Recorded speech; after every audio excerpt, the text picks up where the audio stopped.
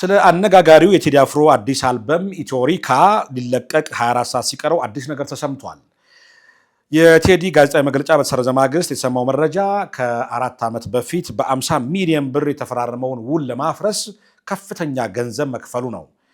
ከወዲሁ ተጠባቂ የሆነው የቴዲ አልበም መለቀቂያ ሰዓት ሲቃረብ በአንዳንድ አካላት በኩል ተቃውሞ ሲበረታበት አድናቂዎቹና ታዋቂ አርቲስቶች አጋርነታቸውን አሳይተዋል። ከተወዳጁ ወጣት ድምፃዊ ቬሮኒካ አዳነ እስከ አንጋፋው የጥበብ ሰው አብርሃም ወልዴ ለነቃፊዎቹ የመልስ ምት በመስጠት አጋርነታቸውን አሳይተዋል። ሰላም ጤና ይስጥልን ውድ የመሴ ቱዴይ ተመልካቾች እንደምን ከርማችኋል? ዛሬ አነጋጋሪነት ጠባቂ ስለሆነው ኢትዮሪካ የተሰማውን አዲስ መረጃ እናስደምጣችኋለን። ለመሆኑ ቴዲ ለማፍረሻ በርካታ ሚሊዮን ብር የከፈለበት ስምምነት የፈረሰው በሙዚቃው ይዘት ወይስ በሌላ ጉዳይ የሚለውንና አርቲስቶች ስለ ቴዲ ምን አሉ የሚለውን እናስደምጣችኋለን። ለውስን ደቂቃዎች አብራችሁን ቆዩ።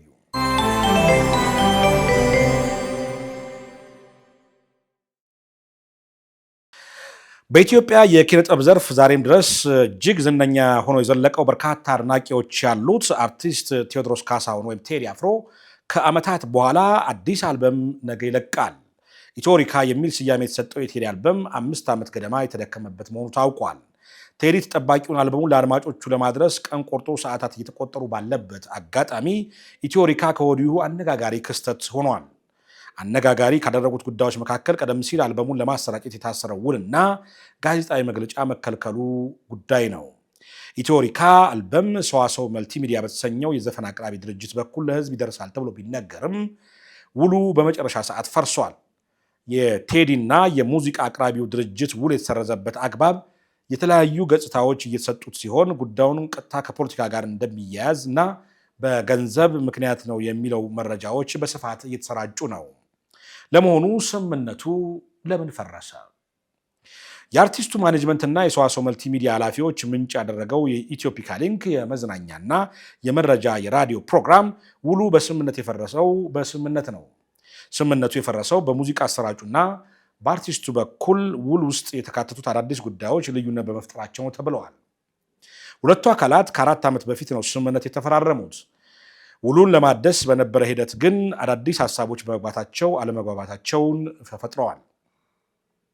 ሰዋሰው በአዲሱ ውል ላይ ቀደም ያሉ የቴዲ አፍሮ ዘፈኖችን በሰዋሰው መተግበሪያ ላይ እንዲጫኑና ለዚህም በየዓመቱ የሚከፈል ገንዘብ በቅድመ ክፍያ ለመክፈል ፍላጎቱን ገልጿል።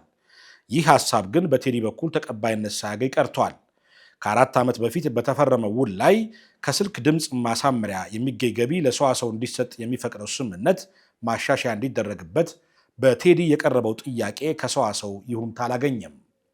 ልዩነቶቹ ሊጠቡ ባለመቻላቸውና የአልበሙ መውጫ በመድረሱ ሁለቱም ወገኖች ውሉን በስምምነት አቋርጠዋል። ውሉ ሲፈረም ሰዋሰው ለቴዲ አጠቃላይ 50 ሚሊዮን ብር ለመክፈል ተስማምቶ ነበረ። የዚህንም ግማሽ 25 ሚሊዮን ብር በወቅቱ ተከፍሎት ነበር። አልበሙ እንዲወጣ ስምምነት ላይ ተደርሶ የነበረው ከ4 ዓመት በፊት የነበረ ቢሆንም በተለያዩ አለመግባባቶች ምክንያት ውሉ ሊታደስ አልቻለም። በመጨረሻም ውሉ በሰላማዊ መግባባት ፈርሷል። ከ2 ሳምንት በፊት ቴዲና አሳታሚው ድርጅት ውይይት አድርገው ውሉን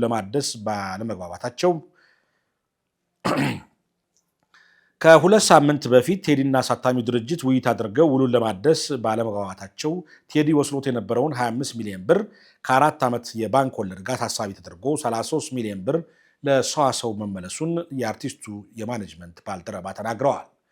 ሰዋሰው መልቲሚዲያም አርቲስቱ የወሰደውን ግማሽ ክፍያ 25 ሚሊዮን ብር ከ4 ዓመት የባንክ ወለድ ጋር ጨምሮ መመለሱን አረጋግጧል። አሳታሚው በስራ ሂደት በሚያጋጥሙ ሀሳቦች ምክንያት ውሉ በስምምነቱ ነው የፈረሰው ብለዋል።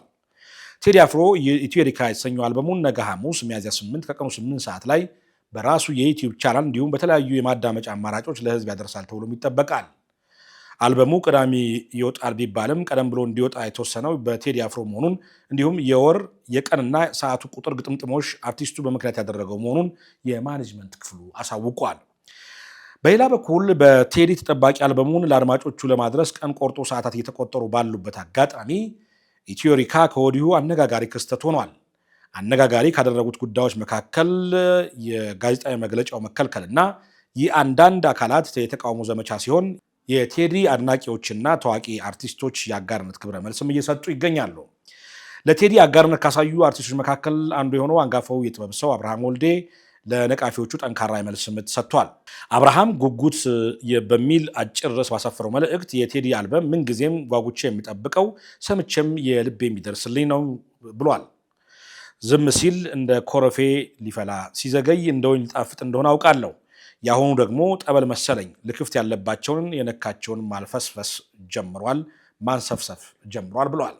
አብርሃም ለኢትዮሪካ ያለውን ጉጉት ሲገልጽም ሐሙስን በመጠበቅ ገና ማክሰኞ ላይ ነኝ፣ እንደ ሮብ ደግሞ ረጅም ቀን የለም በማለት አክሏል። አብርሃምና ቴዲ የቅርብ ወዳጅነት ያላቸው ታዋቂ አርቲስቶች መሆናቸው ይታወቃል። ሌላኛዋ ተወዳጅ ድምፃዊት ቬሮኒካ አዳነ በበኩሏ ሐሙስ አይደርስም እንዴ በማለት ጉጉቷን ገልጻለች። ቬሮኒካ በይፋዊ ማህበራዊ ትስስር ገጿ ስለ ቴዲ ባሰራጨችው መልእክት ንጉስን ንጉስ ነው ብለህ ካላከበርክ ነገ አንተ መከበር ባለበት ሰዓት አትከበርም በማለት አጋርነቷ በይፋ ሳይታለች። በእውቀትም ዝናን በመቆጣጠርም አለሁ ባለማለትም በድምፅም ፍቅርን በመስበክም ለህዝብ በመቆምም ሀገርን በመውደድም ለተጎዳ በመድረስም ሃይማኖትን በማክበርም ለቤተሰብ ቅድሚያ በመስጠትም ታሪክን በማወቅም እግዚአብሔርን በመፍራትም በምንም እሱን የሚያክል የለም ብላለች። ቴዲን በጥበብ መከበር በተግባር ካለፉት ውስጥ አንደኛውና ዋነኛው ነው በማለት የገለጸችው ቬሮኒካ ጸሎተኛና እኔ በፊት ለሰው የሚል ደግ ሰው ነው ብላለች። የዛሬ 2 ዓመት አልበሙ ይወጣ ነበር። ነገር ግን በተደጋጋሚ ብዙዎቻችን አልበም ያወጣንበት ሰዓት ስለሆነ እኛ ላይ ደርቦ የብዙዎቻችን ስራ እንዳይበላሽብን ብሎ ሲያከብረን ነበረ። አሁን የእሱ ሰዓት ነው። መልካም ሁሉ መመኝልሃለሁ አንተ ቅን ሰው በማለት ሀሳቧን ቋጭታለች። ሌሎችም አርቲስቶችም ከያሬድ ነጉ እስከ ብስራት ሱራፌል ለቴዲ አጋርነታቸውን በይፋ እየገለጹ ነው። በጉጉት የሚጠበቀውን ኢትዮሪካ አልበም ለማድመጥ ከትንሽ እስከ ትልቅ ሰዓቱ አልደርስ ብሎት በጉጉት እየጠበቀ መሆኑን እየገለጸ ነው። የነገ ሰው ይበል።